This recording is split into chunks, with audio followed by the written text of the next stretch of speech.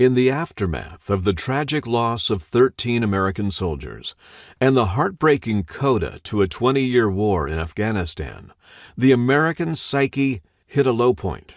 But the terrible truth of investing is that this too shall pass. The precious lives lost on a humanitarian mission undertaken by a great and good nation in the name of human rights must never be forgotten, and yet investors always must remember to view low points in the context of history. The Afghanistan pullout now takes its place among our great and good nation's darkest days, along with Pearl Harbor, Korea, the hostage crisis, 9/11, and the list could go on. Yet, the long arc of history reveals America is an exceptional country, and its greatness endures.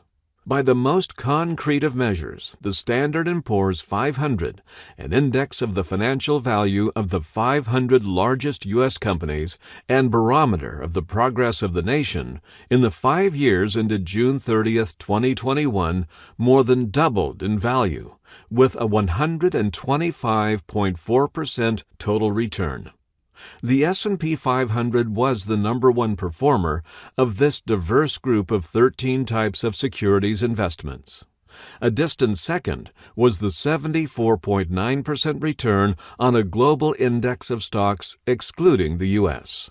Remarkably, U.S. stocks were not just number one for the 5 years ended June 30th, 2021, but they were the number one performer for the past five-year periods ended June 30th, 2020, 2019, 2018, and 2017. Coming out of the first pandemic in a century and suffering the loss of 13 American heroes may make the future seem more uncertain, even bleak.